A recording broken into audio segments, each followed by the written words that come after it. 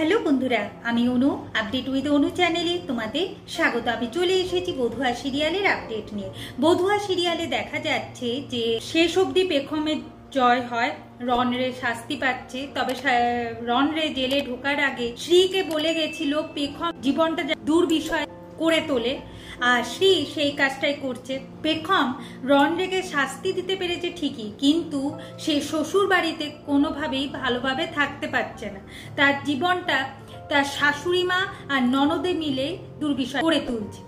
এর মধ্যেই বড় বউ তমালিকা পড়ে যায়, তার কোমরে পায়ে চোট লাগে, তাই সে আর খাবার বানাতে পারছে না, রান্নাঘরে যেতে পারছে না। তাই খাবারের দায়িত্ব নিয়েছে এখন পেখম।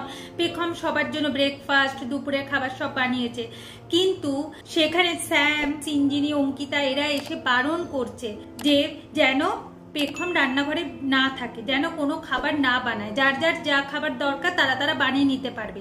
কারণ কি না, তার শাশুড়ি মা যদি দেখতে পায় তাকে আরো কথা শোনাবে, আর সে কথা শুনবে, সেটা ওদের ভালো লাগে না। তাই তারা বারবার করে পেখমকে সাবধান করতে থাকে। সেই সময় আবিরের পিসি এসে বলে যে এই রান্নাঘরে পেখমেরও অধিকার আছে, কেন পেখম কাজ করতে পারবে না? নিশ্চয়ই কাজ করতে পারবে। বড়রা যদি বলে থাকে তো ঠিক আছে না, একটু শুনবে তো, তাতে কি হয়েছে? রান্নাঘরে ওরও অধিকার আছে, ওকে কাজ করতে। ঠিক সেই সময় রনিতার সকালবেলা লেমন টি এর দরকার, তাই খোঁজ করতে এসে দেখা কিনা যে পেখম রান্না করে। ব্যাস, সে সারা ঘর মাথায় তুলে নেয়। এরপর পেখমের শাশুড়িকে ডেকে নিয়ে আসে। পেখমের শাশুড়ি পেখমকে রান্নাঘরে দেখে রেগে যায়, আর যা না তা ভাবে পেখমকে অপমান করতে থাকে। অন্যদিকে দেখা যাচ্ছে শ্রী এখন তিয়াসকেও তার কাজে লাগাচ্ছে। তিয়াসের সাথে আলাদাভাবে মিট করে বলে যে তিয়াস, আমি ভেবেছিলাম তুমি আমার ভাইয়ের বউ হবে, আমি তো জানি তুমি আমার ভাইকে খুব ভালোবাসো, তবে শোনো, আমার ভাই পেখমের সাথেও সুখে নেই। কিছুদিনের মধ্যেই পেখম আর আমার ভাইয়ের ছাড়াছাড়ি হয়ে যাবে, তখন তোমাকে আমার ভাইয়ের দরকার হবে, দেখবে না তখন আমার ভাই আবার তোমাকে আগের মতোই ভালোবাসবে। তুমি একটু শুধু অপেক্ষা করো। এরপর তিয়াস অফিসে গেছে। অফিসে মিটিং এর জন্য তো আসতেই হয়েছে আবিরকে, আর মিটিং এর ব্যাপারে কথাবার্তা বলতে আবিরকে ট্র্যাপে ফেলে তিয়াস। ট্র্যাপে ফেলে আবিরের কাছাকাছি আসে আর তার ফটোগুলো ফোনে তুলে রাখে, পরে সেইগুলো কাজে লাগাবে। এইদিকে সৌকার্য তার মাকে বলছে, মা তুমি যে এরকম ব্যবহার করছো পেখমের সাথে, পেখম যদি বাইরে গিয়ে মুখ খুলে তোমার সম্মান থাকবে?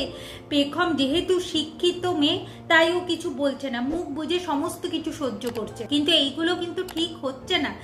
এবারে অন্য বউদের সাথে তো তুমি করো না, কেন ওর সাথে করো? এখন কথা হলো পেখমের শাশুড়ির, অন্য বউরা পেখমের মতো বাড়াবাড়ি করে না, তাই পেখমকে তো কথা শুনতেই হবে। আর তাছাড়া সে তো বলেছিল পেখম রান্নাঘরে ঢুকলে সে জল অন্ন স্পর্শ করবে না। আর তাছাড়া যদি এতই অসুবিধা হয়, আমি রান্নার দায়িত্ব নিতাম, অনলাইনে খাবার অর্ডার করে আনতাম, ও কেন ঢুকেছে?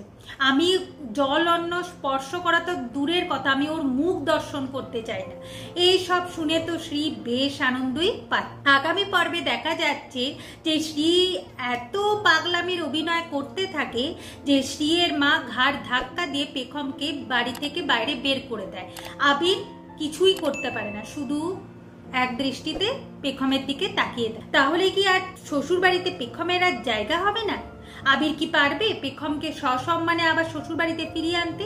কি হতে চলেছে সেটা দেখতে হলে স্টার জলসা এইচডিতে বধুয়া সিরিয়ালে চোখ রাখতে হবে।